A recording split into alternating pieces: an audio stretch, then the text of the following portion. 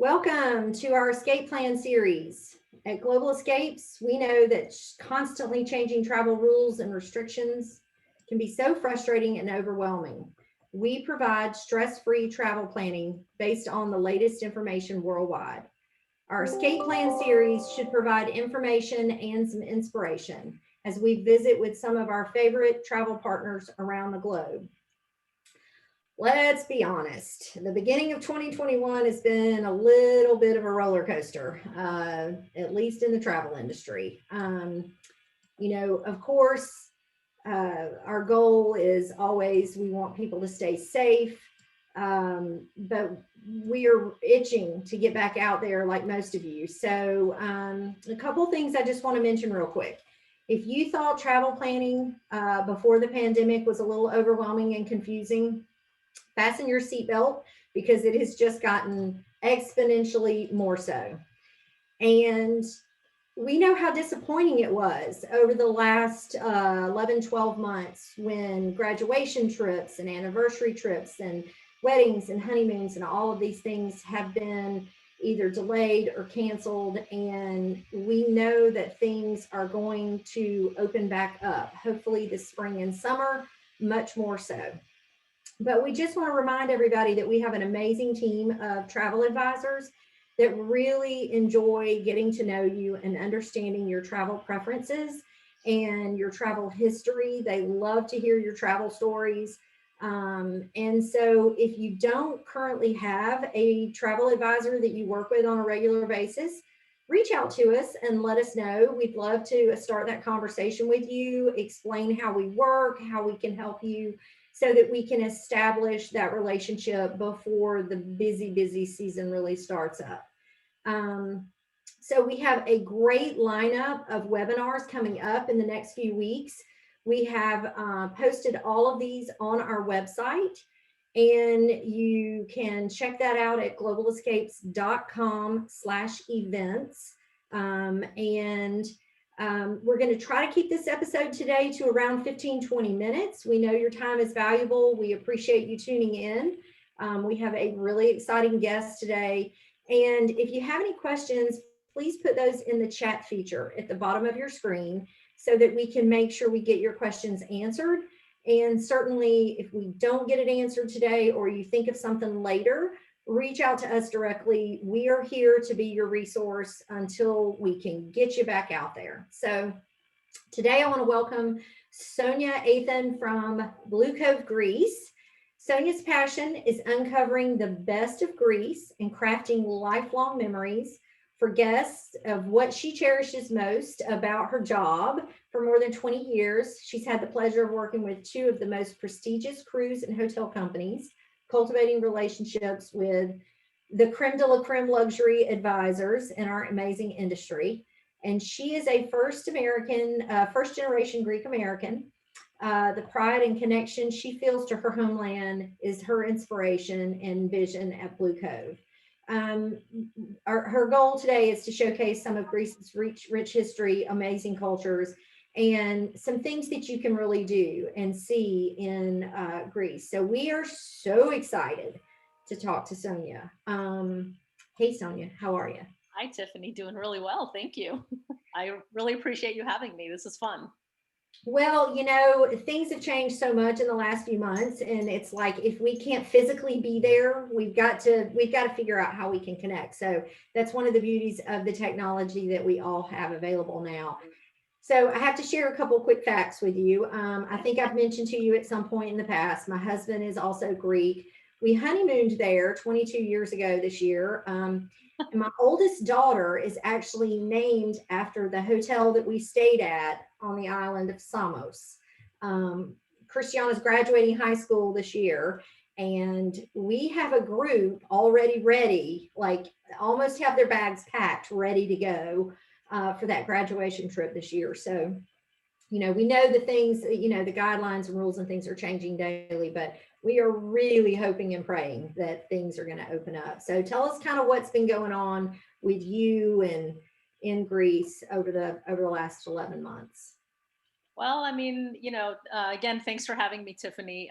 These definitely are tough times, but we are absolutely remaining optimistic that, this coming summer is going to happen. So I still keep my fingers crossed and remain very hopeful that, your group is going to be able to make it and you guys can live the dream of being in Greece and show your daughters, the beautiful homeland. And, I personally believe it's going to happen. So let's just keep the positivity going. I mean, That's right. uh, yeah, I mean, if you want to get in very quickly to the COVID sort of situation over there, I mean, Greece is in a lockdown right now, but they have been very proactive in how they've been doing that.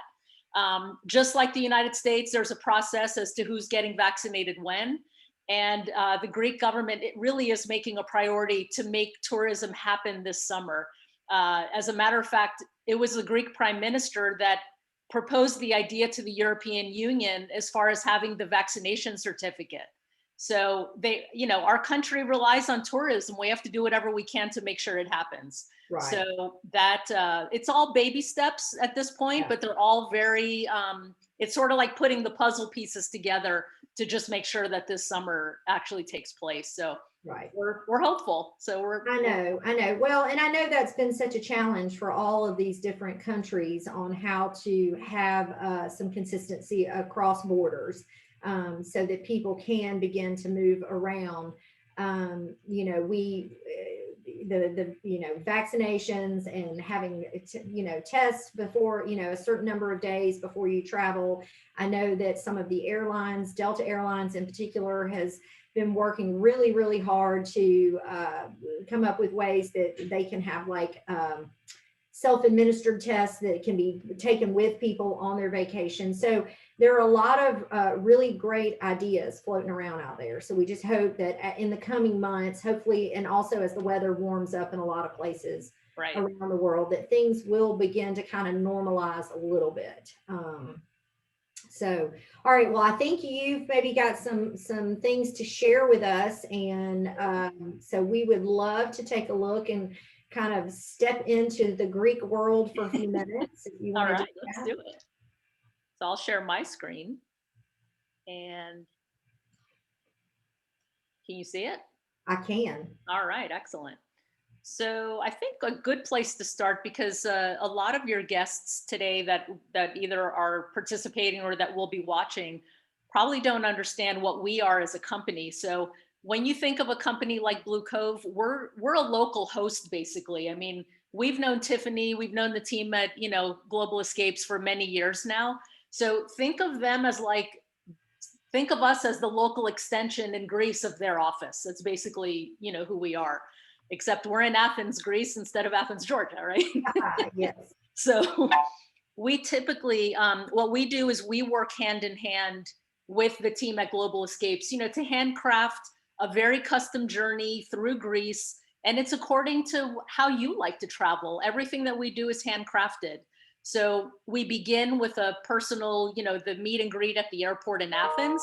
And it basically runs the gamut through all of the different sort of services that you would require to build this perfect trip, whether it be, a luxury hotel stay versus a villa, or maybe you want to be on a beautiful yacht for your stay in Greece. I mean, it's everything, including a behind the scenes concierge service where we're completely on call. We are there for you 24/7, just to make sure that every step of the way is done seamlessly and without any hiccups. We want your transfers to be there on time, your tour guide to, partner very closely and seamlessly with the driver so that you don't have to wait, skip the line access at the museums. I mean, this is the type of things, the type of stuff that we do. So typically you will be flying through Athens. And if you are staying in Athens for a couple of nights, which most people do, we will personally greet you at your hotel. And then we will behind the scenes sort of offer like a discreet, just like I said, making sure that every step of the way is going effortlessly, let's say. For those of you who don't stop in Athens, then we're at least going to establish a welcome call with you. And again, track you every step of the way to make sure that things are going well. So it's all of these type of services that you see here on this screen. That's what we do. So again, first timers, many of you will be first timers to Greece. I mean, that's just, we're not like Italy where we get 2 and 3. I mean, we want to be, trust me. We want that repeat factor to be very high.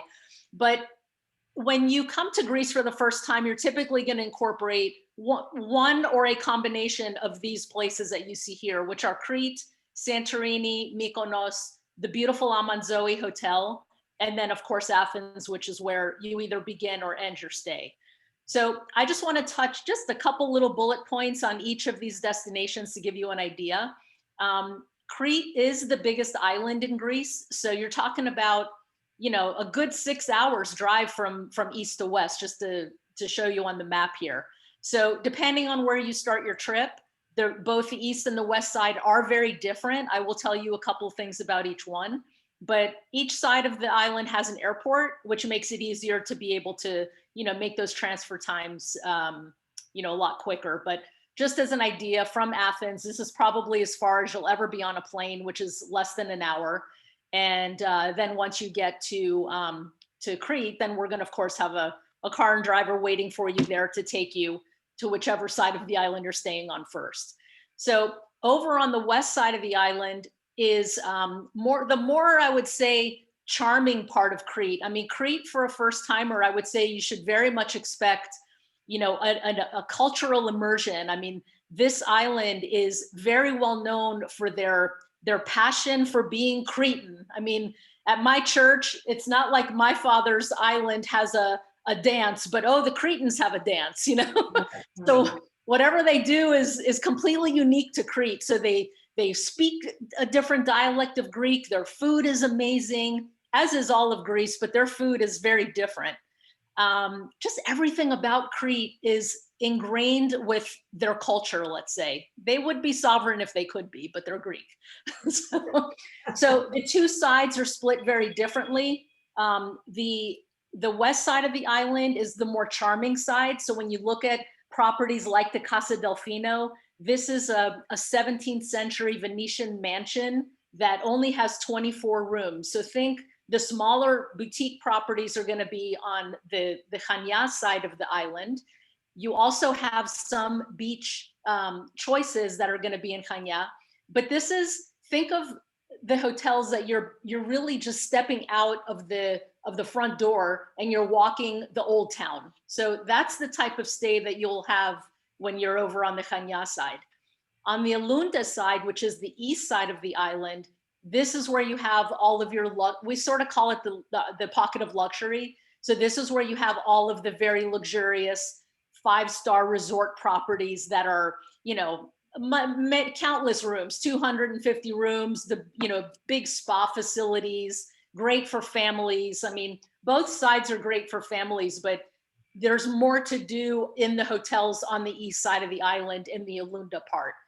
So I mentioned cooking. I mean, we can offer some really fantastic cooking classes in Crete at people's homes. So, I mean, you're sitting there cooking with Yaya and you're really getting to understand, the traditional things that they make and how they make them. So I think that cooking classes are and my personal favorite when you go to Crete.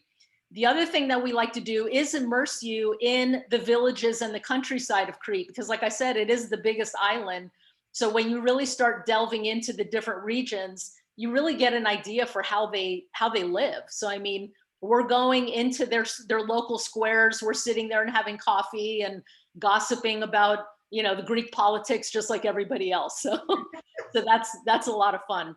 But when you're staying on the east side of the island, I specifically showed you the Blue Palace, literally across the way, and they've applied for UNESCO status, but the island of Spinalonga was the last leper colony in all of Europe, and that only dates back to like the mid 50s. So it really wasn't that long ago, the 1950s, I should say, because in Greece it could be the 1350s, right? So the 1950s.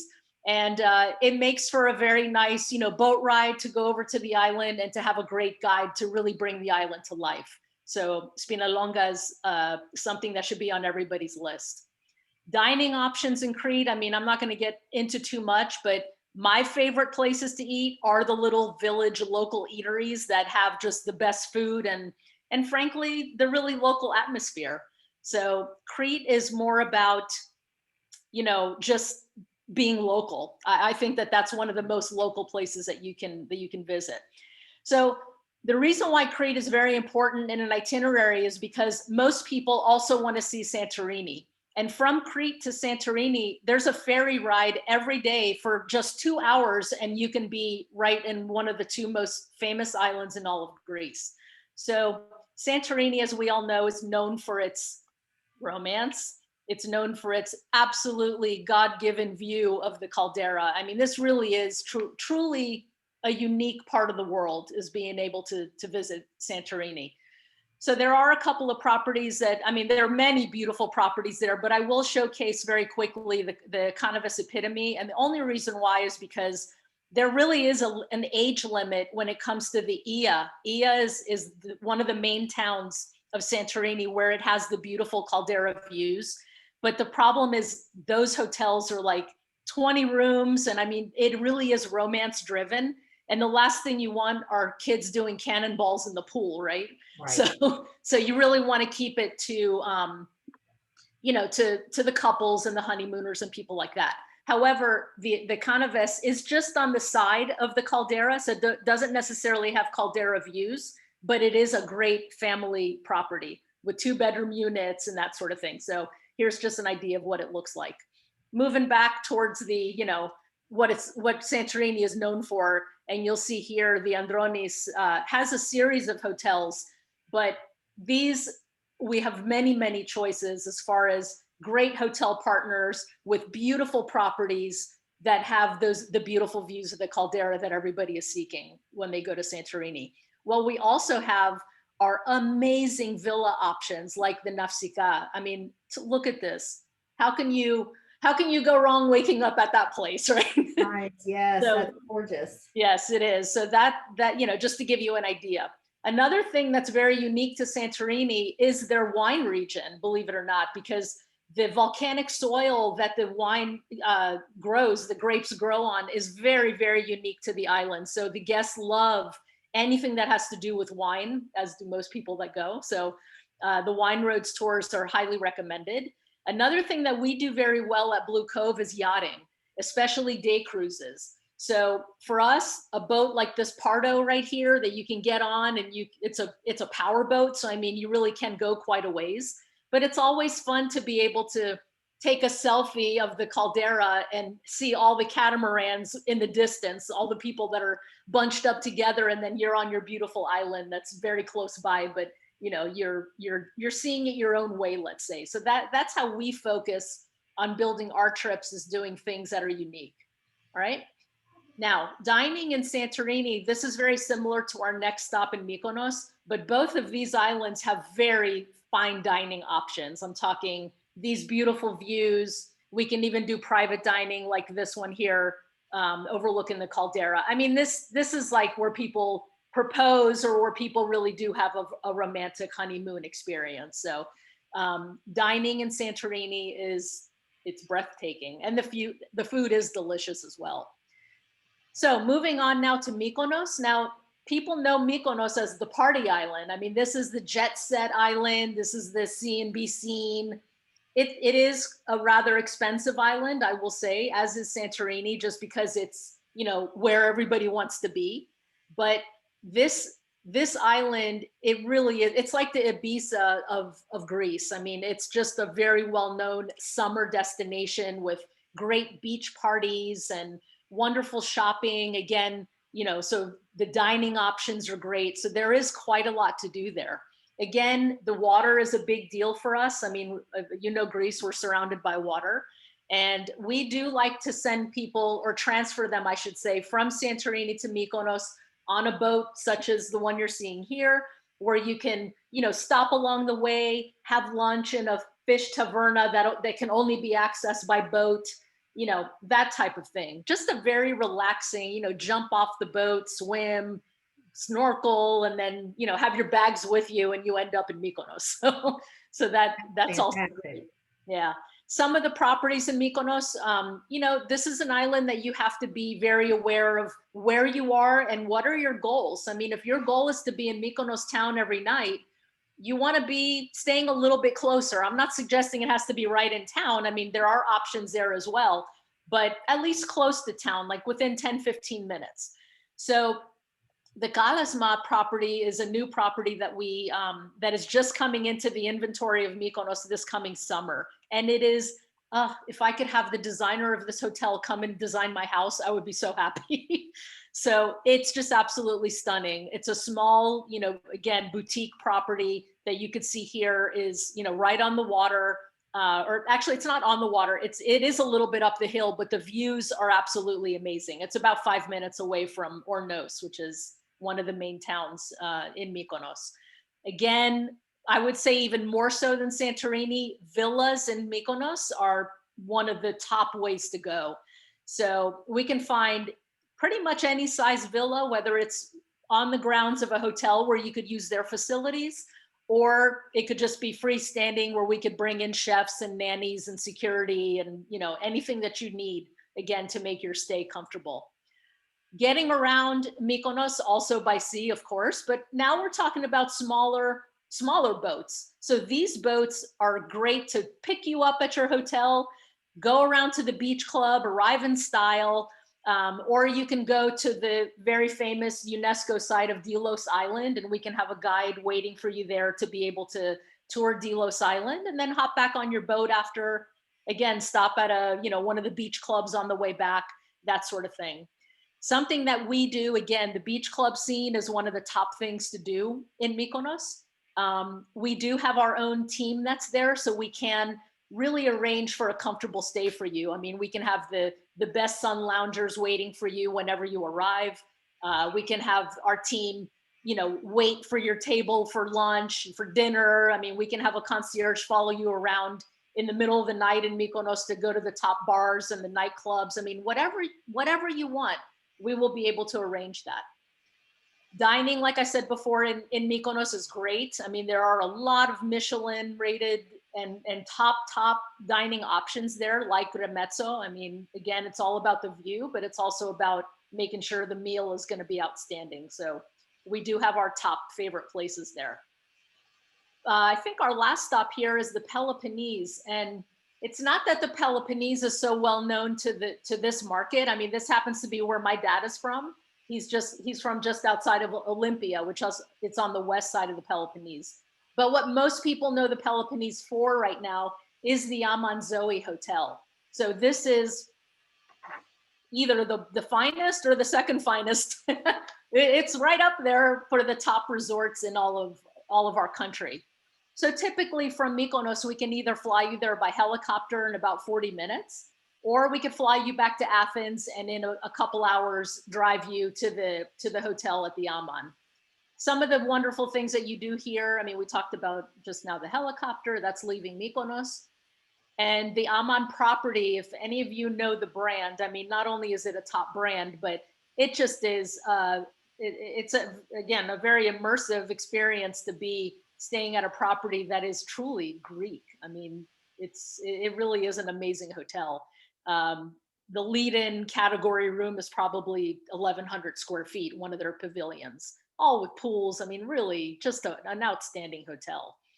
From there, because people don't like to go for maybe 2 nights, I mean, they do spend quite a few number of nights when they go to the Aman, and there's plenty of things to do. So the Aman is located very close to a region called, well, it's in the Argolis region, but the tour that we do there stops in beautiful little towns like Nafplio, like this town that you see here. This was actually the first capital of Greece way back when. So it's a charming town, bougainvillea lined streets. You stop and you have lunch. You can walk up to the castle that's up at the top of the hill. But nearby as well are a lot of archaeological sites in Mycenae and Epidavros. So there's even a wine region there in Nemea. So there's quite a bit to do from the Aman as a base. So a lot of people base themselves for like 5 nights to a week, believe it or not. And they never get bored, trust me. Some of the other things, of course, boats, you're catching on here that we like to be on the sea, right? Right. So some of these, we have different varieties of boats in this region, but from the Aman, you can easily go to some islands that are part of the Saronic chain of Greek islands that many people don't touch on because they rush straight down to the Cycladic Islands to see Santorini and Mykonos. But in fact, these are very beautiful islands. Idra is an island that there are no cars allowed. So it's pedestrian only. It's a charming, charming island where, you just kind of park yourself there, you walk up, there's a lot of different, it's really well known for its art galleries. So for a small island, it's got an immersive experience, let's say. It's immersed with a lot of fine art galleries. So that's a great place to go. The island of Spetses, which isn't even on here. Again, like think horse-drawn carriages that take you around the port area. Just some really great options that aren't very far from your base at the Amman. So that's pretty much, what we do and kind of what a first timer would experience, I think, if they came to our country.